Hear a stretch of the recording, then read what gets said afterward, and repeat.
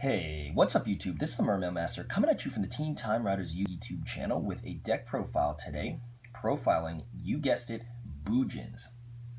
Bujins were actually a deck that I built around 2 years ago at the end of 2014, shortly after the release of like Shaddolls and like Nekroz and like all of those decks that came into the format. It's a deck that I've really enjoyed playing and that I think was a fantastic force in the game for a long time.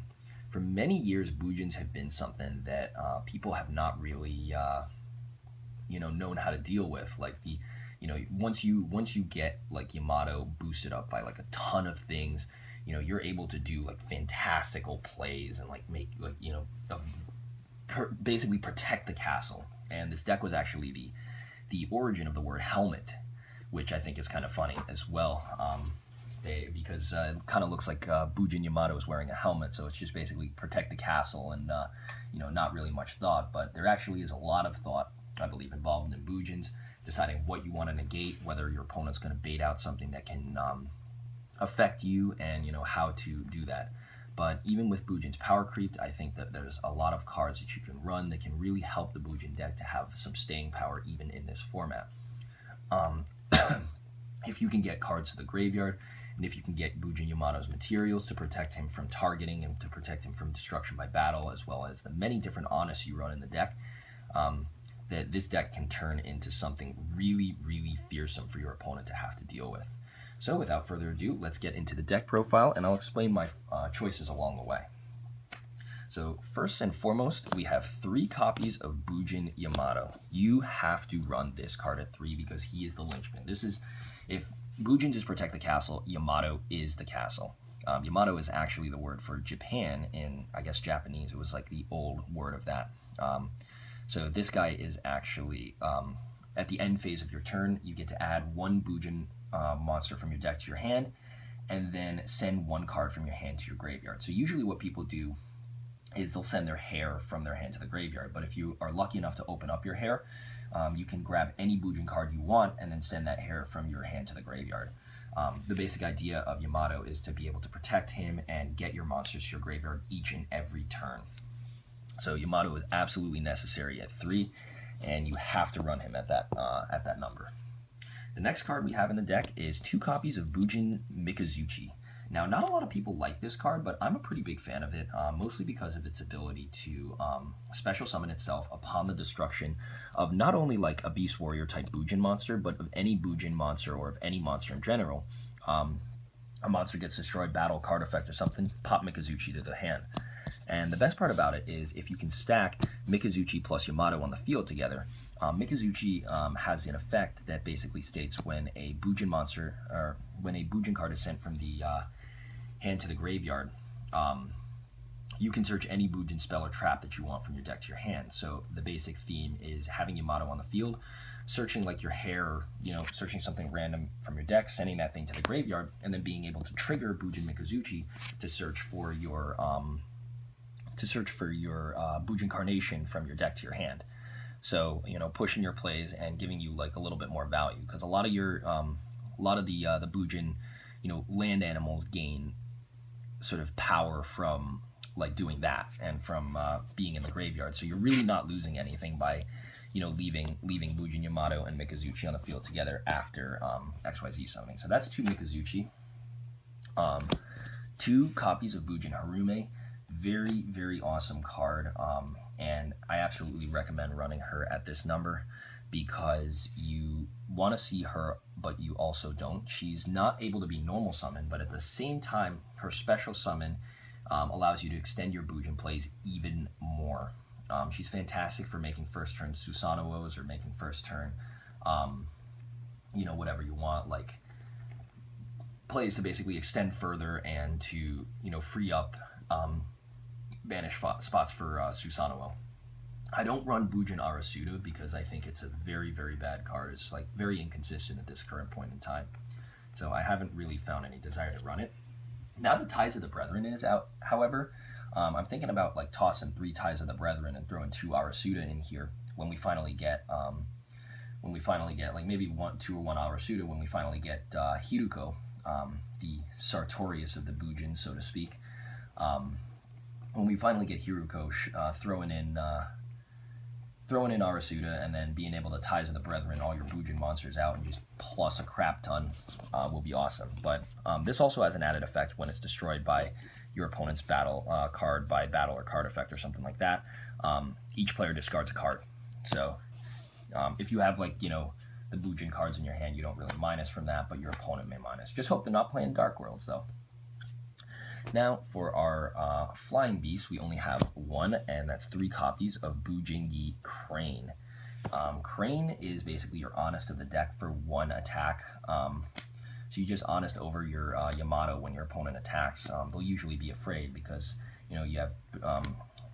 like, they can't attack into your Yamato carelessly because they know, like, even if you waste both of your Honests, that you're still going to have, like, many Cranes. They don't know how many Cranes you're going to have. And that it's even more of a rough bet to attack into Yamato unless you have a really, really high attack monster. 2 copies of Bujin Hair for protection from destruction by battle and card effect. Pretty self-explanatory and a fantastic card. And along with the 2 Hair, we got 2 Turtle for protection from targeting effects. Each of these Hair and Turtle protect only once, but they're both very good cards for just allowing your Yamato and allowing your XYZs and whatever you summon with your Bujins to have a little bit more staying power than they usually would. Now we got 1 Quillin for popping face-up cards on the field. Very, very good card. This one I actually pulled myself, so I'm very happy about it. Even though this is a max rarity kind of, you know, Bujin main deck, I have made a couple of exceptions for specific Bujin cards which I really like. And then we finally have 1 copy of Bujin Sinew. This one's actually German, but Bujin Sinew is like the 3rd or so Honest in the deck, and a very, very good card for just, you know, being... It serves a different purpose than Crane. It's Honest, but the battle damage is halved instead of, like, doubling the attack power. So if your opponent wants to off that card from the field, they're going to have to work very hard to do so. So that's it for the Bujin monsters. Now moving on to the non-Bujin monsters. 2 copies of Honest, pretty self-explanatory, very good card. Awesome for just extending, you know, a play or just attacking with, like, a Susanoo boosted over, like, pretty much everything. Honest just basically has it all. 1 copy of Brotherhood of the Fire Fist Bear. Works with Tenkis as well, and can just be like an extra thing that can put extra pressure onto your opponent. And the final cards of the deck that I'm running is 2 Effect Veilers. Now, with the recent swath of non-targeting monsters on the field, you may be asking, why run Effect Veiler? Well, you're actually going to see once I get into the extra deck. So that's it for the main monsters in the deck, and now moving on to the spells and traps. 3 copies of Bujin Carnation, starting us off. Bujin Carnation is fantastic for basically searching a special summoning a Bujin from your grave and a Bujin from your Banish Zone. And with Bujins being a very, like, helmet deck that's not focused around the OTK, having something that can give us this big of a push is a great addition to the deck. You can only do it when you have no monsters on the field, and you can only XYZ with monsters into, I believe it's Beast, Beast Warrior, and Winged Beast type monsters. So it does have a little bit of restrictions there, but luckily all of your Bujin XYZ monsters are pretty capable of, you know, being enough to get around those restrictions. 3 copies of Fire Formation Tenki. Search any of your Beast Warrior Bujin type Bujin monsters from your deck to your hand. So your Yamato, your Hirume, or your Mikazuchi. And it can even search your Fire Fist Bear as well. So, very good card, and absolutely necessary at 3. I completely forgot about it, but back in Fire Fist format, that card used to be at 2.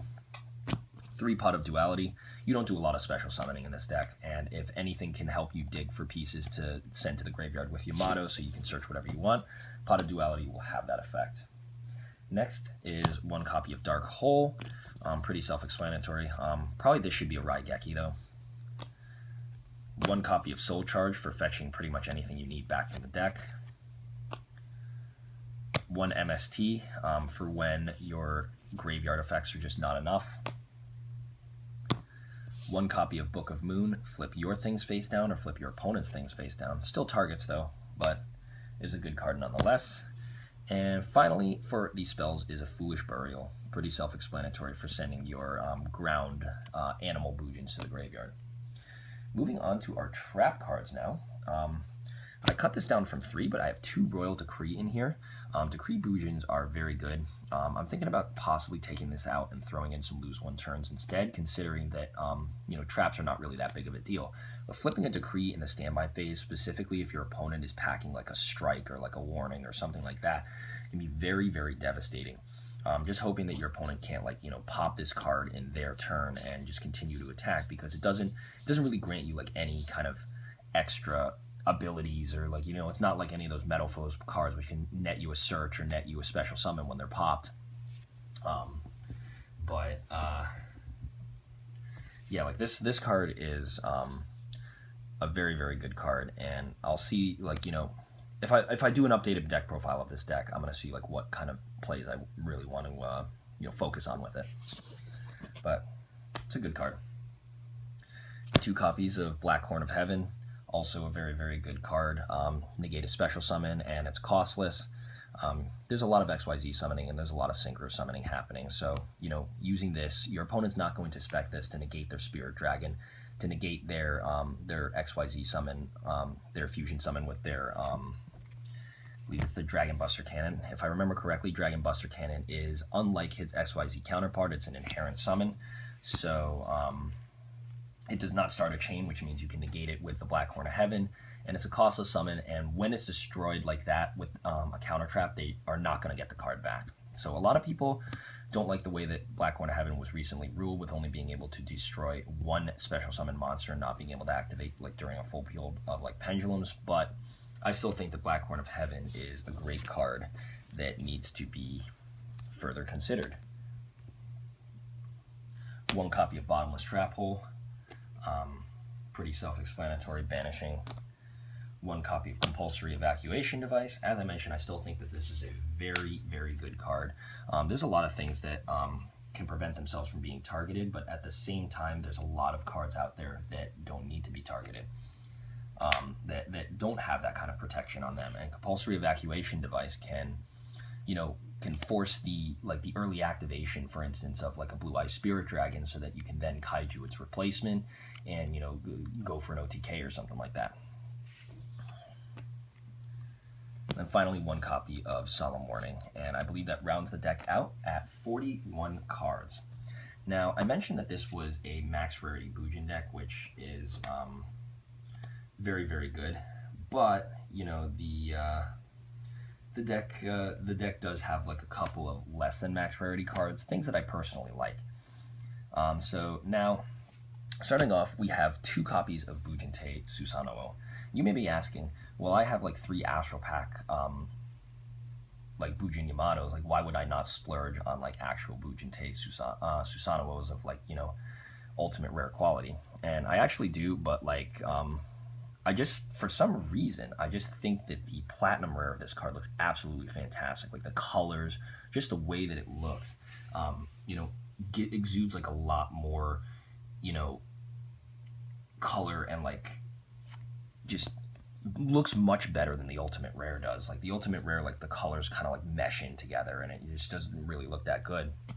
And I think that the, I'm in the very, very small minority that thinks that Bujin Susanoo of that color looks very good.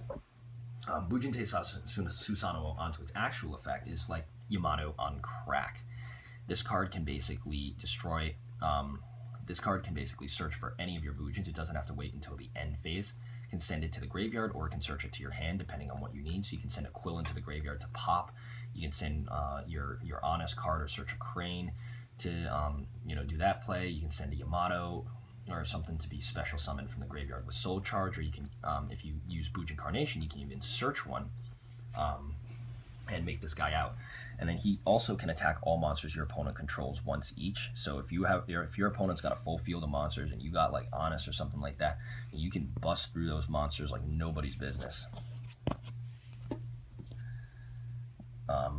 So this guy requires 2 Bujin monsters.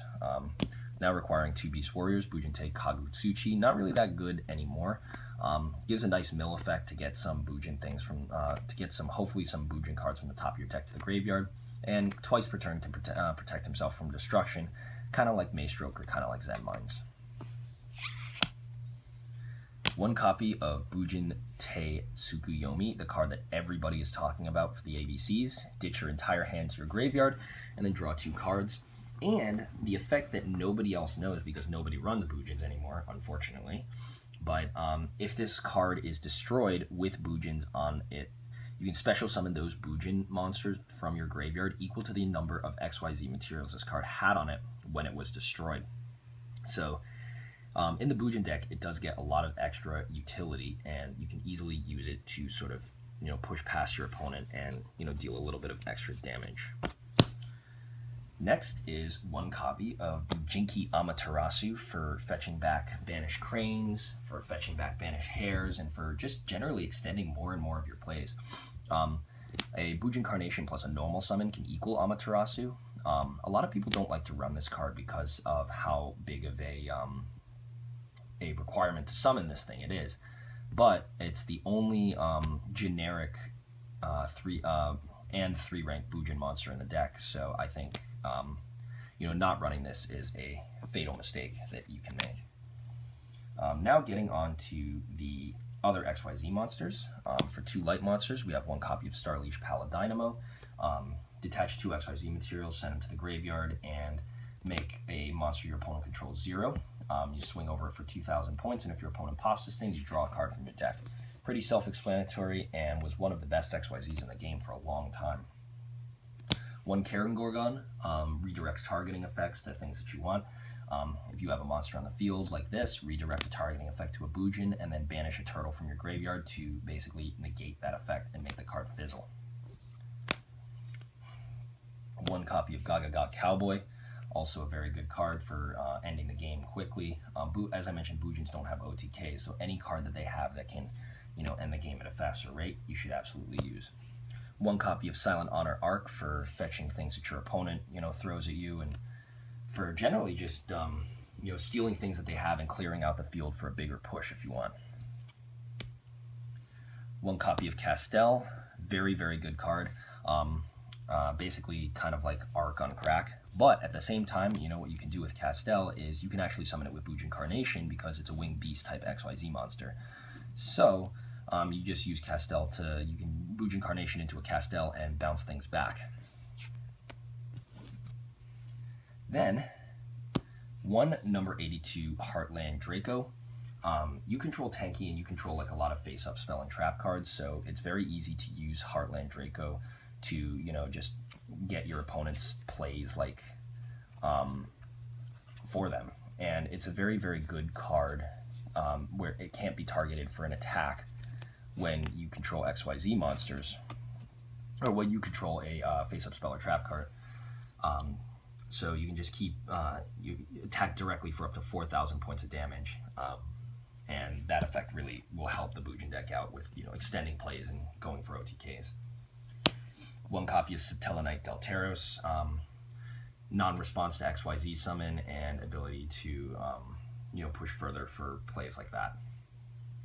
3 XYZ materials, so it's the same as Amaterasu, but you'll want to go into this card a lot because it does offer some very, very good plays. And then finally, we have 1 copy of Utopia and 1 copy of Utopia the Lightning. Pretty self-explanatory, more OTK potential. The extra deck is really a toolbox in this deck, and the sky's the limit. So run whatever you think will help you get the best possible moolah for your money. And now, on to the secret tech card that I'm running into the extra deck, and it might not be something that you expect. So, without further ado, let me reveal what it is. Trishula, Dragon of the Ice Barrier. Yes, that is right. I have Trishula in this deck. And you may be thinking, how can you summon Trishula in a Bujin deck? Bujins focus primarily upon rank 4 XYZs and are a bunch of light monsters. So why would you use Bujins? Well, the answer is actually quite simple, and that relies on the secret of the card Effect Veiler. So, you remember how I told you that I had Effect Veiler in the deck for a specific reason, and Trishula is that reason. Effect Veiler is a tuner monster, so you can easily use it to summon Trishula with any 2 level 4 monsters. So if you have 2 Bujins on the field in a normal summon, you just summon Effect Veiler and Synchro Summon off and go into Trishula. But you may be saying, like, okay, you know, why, like, if I have 2 monsters on the field, maybe the best play to go is going to be into, like, a Susanoo or something like that. You know, just overlay into Susanoo and, you know, beat down your opponent. But I think that, like, the, you know, you're not thinking about, like, the entirety of the play, because that all lies within the card Bujin Carnation. Now, Bujin Carnation is a fantastic, fantastic card. It's very, very good. And you can basically use this card with your Bujin type monsters to you know, push forward more plays. And this card, what people don't realize, it only puts restrictions on the cards you can XYZ summon, not the things you can Synchro Summon. So Bujin Carnation plus a normal summoned Effect Veiler equals Trish. So yeah, that's it for my Bujin deck profile. 41 cards in the main and 15 in the extra. I really hope you enjoyed it. If you did, please remember to leave a like, comment, and subscribe. And I'll see you guys next time. So Mermail Master, signing out. Peace.